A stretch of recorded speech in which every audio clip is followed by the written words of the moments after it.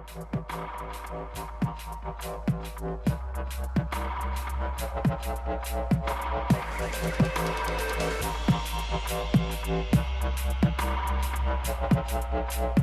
you think that Yahweh put a pillar of cloud together for you because he doesn't think that you're valuable? Right, so take advantage of the cloud. I know it's light outside, but take advantage of the cloud. Move when the cloud moves, right? You think that he put a whole pillar of fire together because you don't have value? He put the pillar of fire together, by the way, because what else? So we talked about what a cloud does, right, in the day. What does fire do at night? First of all, if there's a pillar of fire, I'm pretty sure everybody in the camp is warm, right?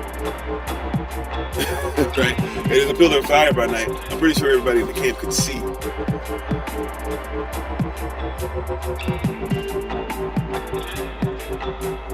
So, in some way, shape, or form, so this is interesting. He took not away the pillar of cloud by day, nor the pillar of fire by night from before the nation, from before the people. So I had to do some research. So y'all take this with a grain of salt. This is a little bit of opining, if you will, which y'all know we should give extreme heavy credence to. But that sounds like they don't go anywhere. We just don't see one, or maybe you see both. But the fire by day is not really necessarily something that's as easy to, But it says that he never took them from before the people. Maybe one goes a little further, so one comes back.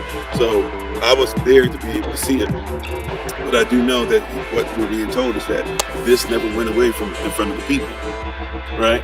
As long as they were in the wilderness, as long as they had not made it to the land of Canaan, as long as they were the children of Israel in the wilderness, etc. This pillar of fire by night and this pillar of cloud by day was always in your face, right? Now, this is amazing because if we take this, where are we headed? We're led, right? We're headed to a land flowing with milk and honey, even if we're talking about spiritually. We're headed to a new, to Canaan, if you will. We're headed to a new place, a new way of ordering, a new way of doing things, a new place eventually for our children to have, right? A new place to where the laws of Yah, new for us and our flesh when we're born again, but something that's been around for eternity, right? But we're going to a place to where this is a promised place, something promised from the time, even really before Abraham, but we're going to a specific place, right? That has not been built with physical hands, right? When you even look at the pearly gates, think about the pearly gates. How long does it take for a pearl to form? Right? Like, you ever thought about that? Where we're headed? You ever thought about how long does it actually take for a pearl to form?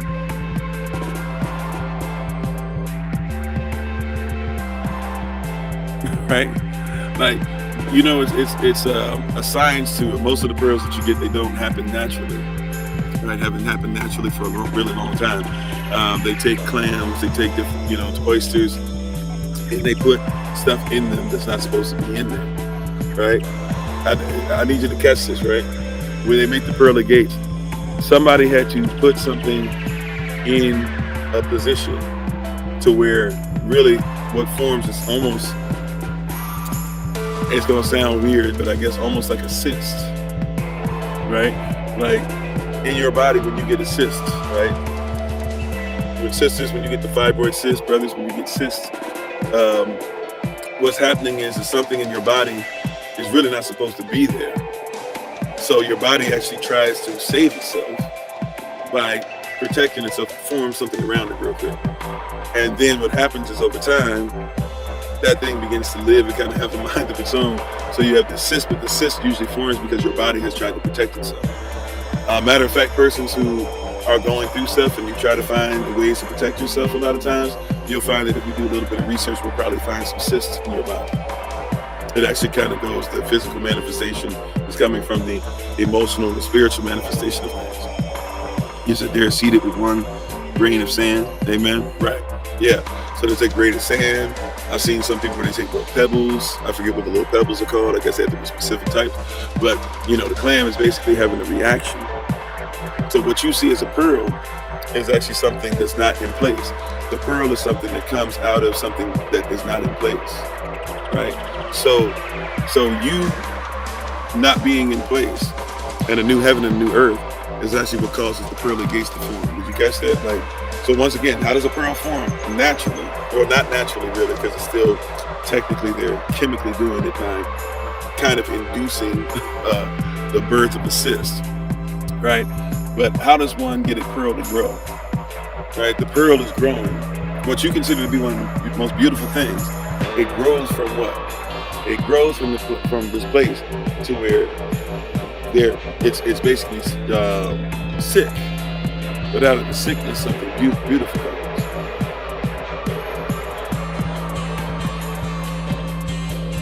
To where in something that's so dangerous or detrimental, right? It's something that can grow into something that we can use. And watch this: the clam, the oyster, etc., doesn't have any use for it. It needs to be gotten rid of, right? Right, and you got to recognize that it's kind of what's that old saying: one man's trash is another man's treasure. It's like what is a pearl to you to wear, to an oyster is like, please get this out of me, right?